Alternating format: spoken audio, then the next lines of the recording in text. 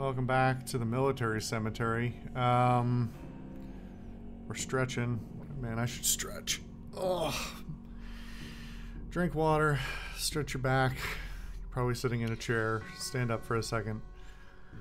It's fine. All right. Posture is just awful. Okay, we've got plot 420 to go check out because this game is kind of immature sometimes. Plot 420 is completely overgrown with mushrooms. You root around in the loose shroomage and find a book. Coincidentally, it's a book about mushrooms. Got an item, Mycology, Yorkology. It's a book about mushrooms printed on paper which is made from trees which mushrooms sometimes grow on. It really makes you think. No, it doesn't. Teaches you about all kinds of mushrooms. That's the only one I know, but surely there's got to be some other obvious ones, right? You approach the grave. It reads First Lieutenant Seth Whitney Jr., 69th Innuendo Division. You put your ear to the ground. It's quiet. The soldier buried here apparently hasn't been reanimated yet. Should I dig him up?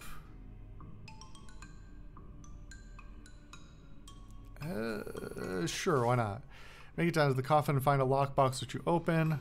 Field trauma kit, chemical bullet, smelling salts. Ooh, hey, what's this? You got an item. Military school class ring. Alright, well. What if we just go to... What if we do them one at a time? Oh my god, these gotta be random, right? You approach the grave, it reads, First Lieutenant Philomena Dela Cruz, 4077th Chief Medical Division. The soldier buried here is making a lot of noise. Are they all gonna be fights if I... Okay. So this place is super cursed, and everybody's been reanimated, is what I'm getting out of this. Oh. Maybe not? Major Ella Jensen, 76th Pyrotechnics Division. Soldier must have had no next of kin. Sad army lockbox. Okay. Am I gonna get in trouble for having this? Set of personal effects buried with the soldier whose personal effects they were. Open it. True to its name, it is locked. Smelling salts, military grade whiskey. Okay, that's not gonna be worth my time. Because those needles are hard to come by. Okay. Well, I suppose we should probably continue wandering until I either find or remember any other plots I should check out. Clearly this place is super cursed, though. Your Alvarado transponder thingy bleeps. Okay. Another bear den. Your transponder beeps indicating an ordinary looking copse of trees just over the next ridge. You discovered a new map location. Curious copse. Check the trees. Well, this place is normal, right? Alvarado transponder begins beeping slowly and quietly. Oh, this sucks.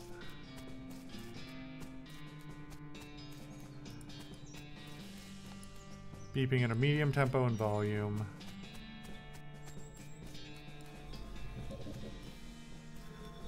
So I'm gonna fight this thing, right?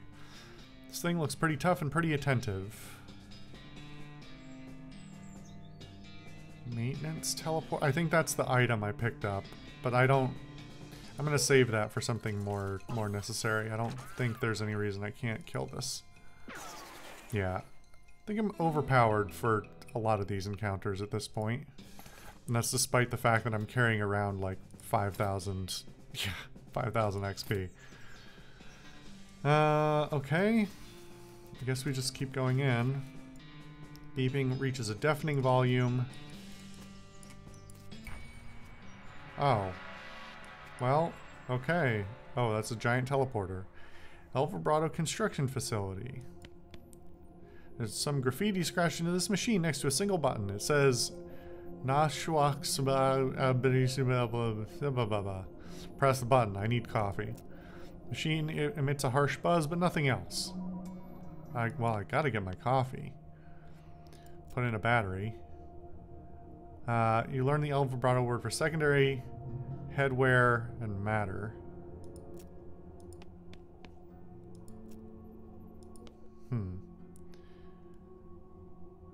Okay, so I'm actually getting to see some of the words here for the first time.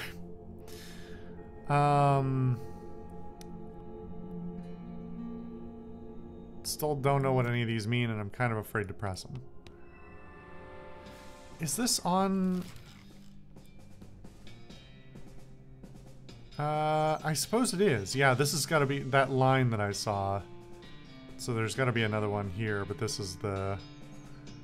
Okay. I don't... Nope, that's not what I wanted to do.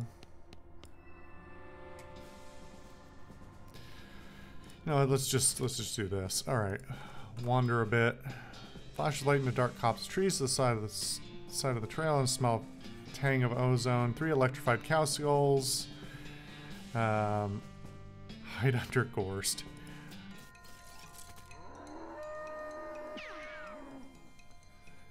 Okay.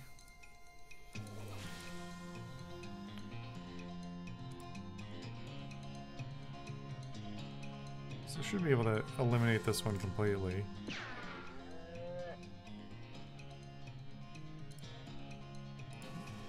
No, okay. Didn't think so. Yeah, that's fine.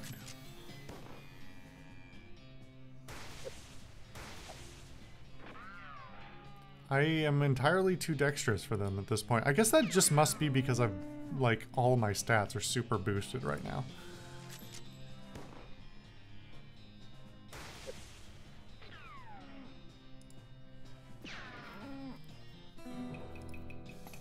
Because everybody's been missing me. Alright, keep wandering. What else have we got?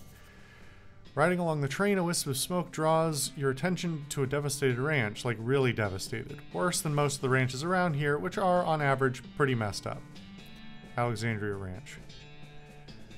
You know, we'll take the rest of this episode to keep wandering, and then we'll check out some of the places later. Open grave here, which is a little weird. Jump and see what you find. Perfumed pocket square. I should have looked at those items again, but... Partially burned military signpost off the trail. It says Fort Treason, but the part that says how far away it is burned off. You ride in the direction of the arrow for about 40 feet and see the fort. Apparently it was 40 feet away. Fort Treason. Alright. A clacking, hissing sound draws your attention to a skeleton limping out of the shadows. She's wearing the dry, rotted tatters of an old army jacket and is so full of bullet holes that she's more of a skeleton-shaped cloud of hovering bone splinters than a skeleton.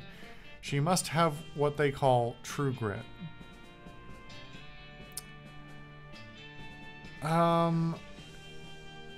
Woolhorn, so I keep thinking about the fact that I know that Doc only levels up fighting the undead, but I think we're going to get to that later.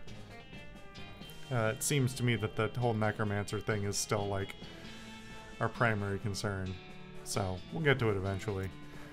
Wow, look at you. Sure is your lucky day running into me like this. Hiss. I just happened to run a skeleton spackle and plastering service. Here's my card. I'll just fold it up and tuck it in your eye socket so you won't lose it. Come by the shop tomorrow and I'll fix you right up. You saunter away while the puzzled skeleton tries to dig a blank piece of paper out of her eye socket with broken fingers. Seems a little rude. You hear the crackle of a north-southwestern lightning snake. Too bad you don't have a forked lightning rod with you. Wait, that wouldn't work at all, would it?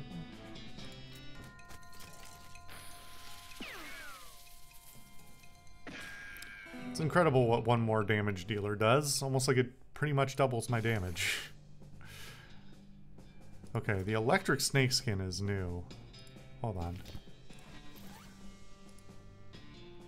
Oh, maybe I didn't. Maybe that was... I think I found another one of those before. Never mind.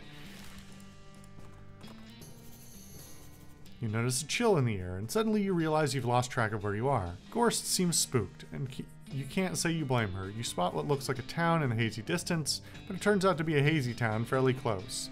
A mostly transparent sign reads, "Welcome to Ghostwood." You discovered a new map location, Ghostwood. As Gorst carefully navigates a bunch of weird rock formations, everything suddenly goes silent. Everything except the racing of your pulse, that is, because you've stumbled across a horrifying ungulith. Alright. Not that horrifying. Crush that stone cow into cow powder. I hate that. Did we have some of these before? I think we did. I kind of remember this text. Well, here's a thing out of nightmares. Maybe not your nightmares specifically, but definitely someone's. A human skeleton scuttling towards you, crackling with blue electricity, and making a loud hissing noise that sounds like a cross between a nest of angry rattlesnakes and a broken radio. Lasso that sucker. You pull out a coil of heavy-duty steel cable you found earlier, and I didn't bother to mention, poke one end into the ground and quickly tie the other end into a lasso. The skeleton, seeing this, gets the picture pretty quick and runs away before you get the chance to try out your lasso throwing skills.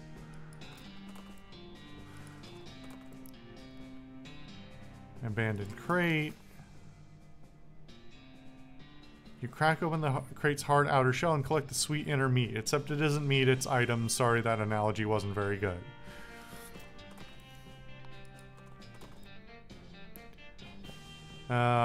Hold it right there. A bandit steps out of the bushes at the side of the road. He's pretty raggedy, but also extremely burly, like a scarecrow stuffed with footballs. That's a very specific image. He hefts a pistol that could be described as a hand cannon without getting metaphorical. Give me your dough or else. Or else you give me your wallet and leave peacefully? Okay, I'll go with that one. I mean, that is the standard or else around here. We wouldn't want to buck tradition. He looks deeply puzzled, but gives you his wallet and leaves. Dang, I wonder if I would have gotten his gun if I had fought him. See a wooden sign off the side of the trail that reads Jumble Neck Mine 4 miles. It's pretty weird that they put a period on the sign. And it's weird that they bothered to carve individual hyphens and a greater sign instead of just carving an arrow in it. You discovered a new map location, Jumble Neck Mine. Alright, a few more of these. Goblin is wandering along the path, muttering and ranting out loud to itself. Why not you cramming an entire baguette up your icing funnel? Wow, what? Go marrying a bagel, muffin chucker. I think this might be a baker goblin of some kind. Where did you learn talking? Where you did learning a talking like that? Finding a guide to human cusses, cake sucker. The goblin shows you a pamphlet listing a variety of popular profanity. On the back it says, brought to you by the Breadwood Board of Tourism. You discovered a new map location, Breadwood City. Teach them some fake swears. These are weak swearings. Give me the pamphlet. I am teaching you better ones. Oh, okay. Teach them a thing or two. You teach the goblin a number of phrases like, charming gentleman and have a pleasant afternoon. He doesn't suspect a thing, and the next human he meets will have a much more polite if puzzling encounter. Got an item. Breadwood cheat sheet. This is a handy reference guide to some of the most fashionable profanity mankind has to offer. This item goes in your offhand. Is that actually... I don't think that beats what I have, but...